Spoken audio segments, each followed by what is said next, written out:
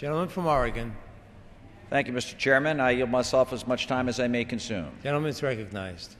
I rise today in strong support of H.R. 3854, the Small Business Financing and Investment Act of 2009. This bill represents the culmination of work done by many hardworking members of the Small Business Committee, Democrats and Republicans. They both understand how critical small business growth is for communities throughout this nation and to our economy as a whole.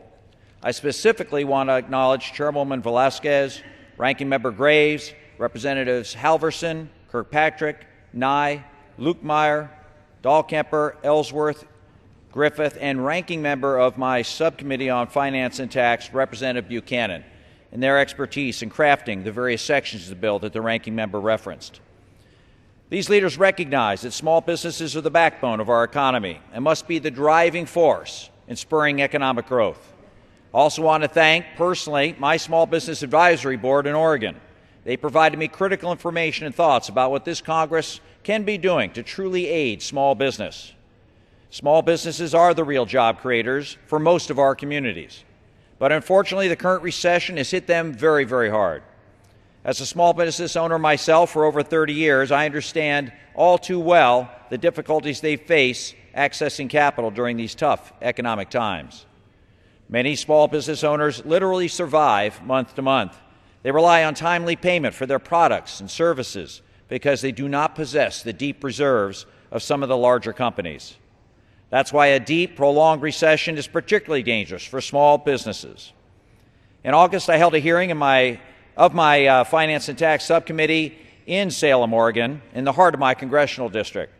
We took testimony from small business owners and learned firsthand about the difficulties of accessing loans and how crippling the current situation is for many small businesses. We also heard from banks and credit unions who talked about their concerns with making loans given the recessionary environment and the new regulatory burdens placed on them. We talked about problems with the SBA and how we can improve their programs to make them friendlier, more efficient, and responsive to both businesses and lenders. And we talked about many solutions to the current credit freeze, and I'm pleased to say that many of these proposals are in the legislation we are debating here today. In our current environment, small businesses everywhere, in every industry, face the same problem. They cannot access affordable capital. Entrepreneurs who are looking to expand and hire workers and companies who want to borrow money to stay afloat are unable to secure necessary credit because of the economic downturn, despite their own past good credit. The SBA's diverse catalog of lending and investment programs, as improved here today, have the potential to increase access to capital and provide the needed loans when the private lending sector is uncertain about accepting more risk. That is why passage of H.R. 3854 is so critical to create jobs and build our economy right now. It increases the maximum loan sizes for SBA 7A, 504 microloan and newly created ARC loan programs.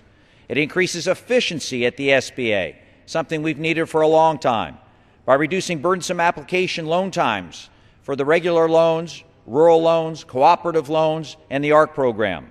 It allows CDCs to do loan liquidation for the 504 program, helping pay for that program. It includes closing costs of 7A and 504 loans in the loans. It improves the SBIC licensing protocol to make it more attractive to our lenders and aligns definitions and program opportunities with the U.S. Department of Agriculture with similar programs. It encourages banks to participate once again and loan by increasing guarantees to 90%. It extends for a longer period of time the American Recovery and Reinvestment Act so that it's more attractive for banks to gear up for those programs.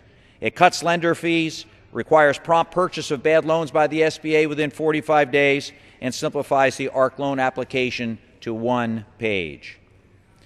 Mr. Chairman, our American small businesses are comprised of individuals who drive innovation, develop resources to meet the demands of our changing world, and make a meaningful impact on our local communities. In my state of Oregon, 98% of the businesses are small businesses, and they employ almost 60% of our workforce. At a time when our state and our country faces high unemployment, it makes perfect sense to do all we can to help small businesses do what they do best, create jobs in our economy.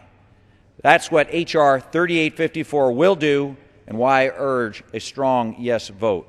I reserve the balance of my time.